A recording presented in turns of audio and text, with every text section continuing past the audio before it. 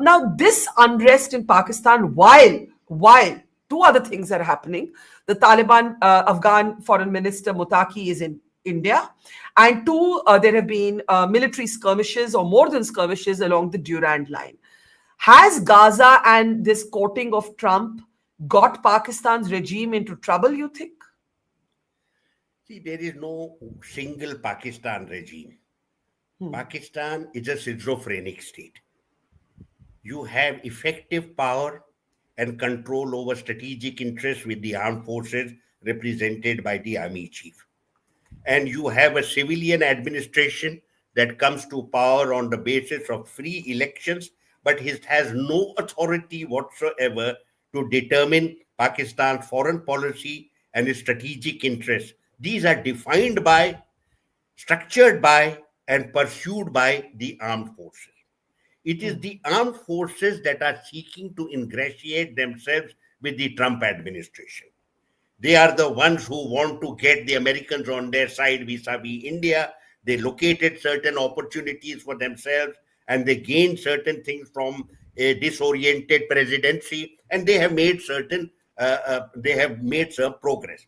Shahbaz Sharif, being the elected leader of that broken country, has to reflect the sentiments of the people.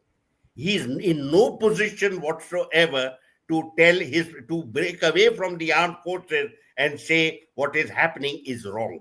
After all, Hmm. this so-called agreement is to the significant disadvantage of the Palestinian people. Look at the number of people who have been Hmm. murdered, the kind of starvation deaths, deliberate targeting of journalists, deliberate killing of doctors, and destruction of hospitals. Nobody can tolerate that. If you have any conscience, if you have any self respect, you would tell the American presidency that this is not for us. This is not where we belong. But the armed forces have decided that it suits their interests and Pakistan's strategic interests as defined by them to kowtow with the armed forces. Also, recall here, you know this better than most of us, that the Pakistani armed forces have very deep, long standing ties of several decades with the CIA and the Pentagon. Yeah. These ties have remained intact regardless of the vagaries of domestic politics in Pakistan. They've Hmm. also maintained similar ties with the Saudis. They have been allies all through the Cold War and 25 years after the Cold War, 30 years after the Cold War. Therefore, this is a very different dynamics. What you are seeing today is the people being upset that their government, which they had elected and put in power, has betrayed the Palestinian people so crassly and crudely. Not But shocking.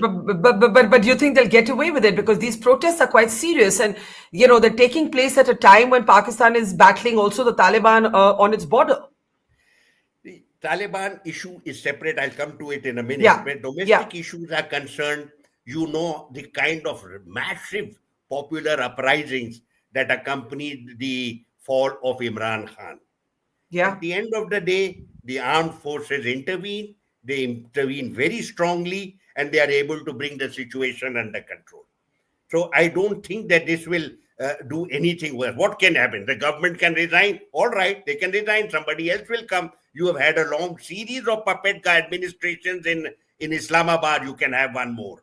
The Huh. army has never diluted its authority, never suggested it is willing to give up power, and have never indicated they want Pakistan to become a normal country. So we are going to continue with this kind of very seesaw arrangement of the army doing something totally out of tune with the sentiments of the people. You remember how unhappy large sections of the Pakistani population were about with the fall of Imran Khan. I mean, it was a travesty in their eyes.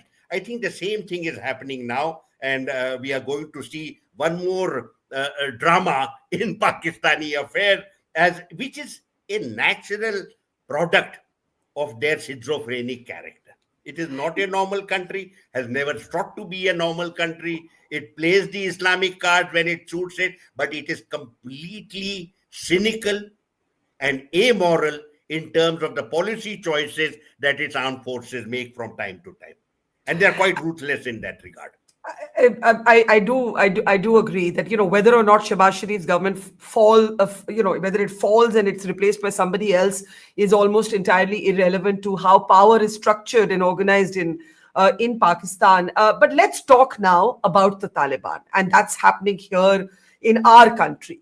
We have seen the Taliban foreign minister actually dwarfing Keir Starmer's visit. I was joking that the day Starmer was here was also the day Mutaki reached here, and nobody in the media paid any attention to Starmer because there was so much drama in this visit.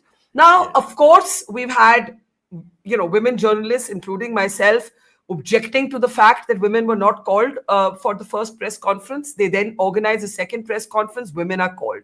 But we also have this very dramatic, some might argue high risk visit to the Deoband. Now, I know that you have been in the past, like most diplomats, most Indians, uncomfortable with what we're all uncomfortable with what the Taliban represents. But we are not in the age, unfortunately, of shared value diplomacy. This engagement with the Taliban, let's start there. What do you think necessitated it? And do you endorse the way this trip is going so far? See, the India's decision to normalize ties with the Taliban administration is a strategic move. It has very important implications for our national interest. Some of us would argue, including myself, that it has been overdue, that we allowed some of our ideological misgivings at home to color our approach to the Taliban administration. Afghanistan is a very important partner for India. There has been, except for a short period of Taliban administration, we've had extremely close ties with Afghanistan. And there is extraordinary reservoir of goodwill for us. For us to have turned our back on them wounded the Afghans more than anybody else. And you will remember many of these Taliban leaders over the months have been making overtures to India, wanting India to come back. I want to share with you very quickly that the Taliban is something that we have to come to terms with. We have to understand the well springs of this entity. Their origins are well known. These were orphans who were studying in madrasas at the Pak-Afghan border. They were militarized by the extremist education there and made into a military force. With the massive support of the Pak armed forces, at one time they controlled 90% of the country. They are, and I'm going to speak as carefully as I can, they adhere to a very primitive understanding of Islam. They do not have high level scholarship relating to the faith. They have an instinctive view of what is Islamic and what is not. Yeah. They have a very long way to go with regard to developing a more sophisticated understanding of the faith. Also, they have never experienced serious public administration. They have no knowledge and understanding of governance. They have no knowledge and understanding about certain sensitivities relating to engagement with the media. They have a long way to go. We have to accept it. Now, why did they go to Deoband? Very quickly, Deoband is the fountainhead of modern day Islamic reform. It's set up in the 19th century. It is now over 100 and odd years old. It is the principal education center for Sunni Islam, not just in India, but I would say in all of South Asia, even beyond South Asia. Do remember, Indian clerics used to be respected in Saudi Arabia as well. Some of our great clerics, products of our schools, are some of the greatest Islamic scholars.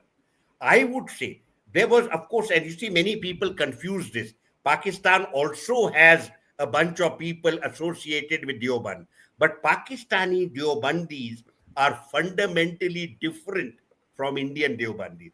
At the time of partition, there was a split in the Deoband, and some of the more radical scholars wanting to become part of the politics of the new Islamic State, migrated to Pakistan and politicized their movement. Many of them were involved with the emergence of radical Islam in Pakistan. Our Deoband is fundamentally different. It is modern, it is reformist, it is eschews politics.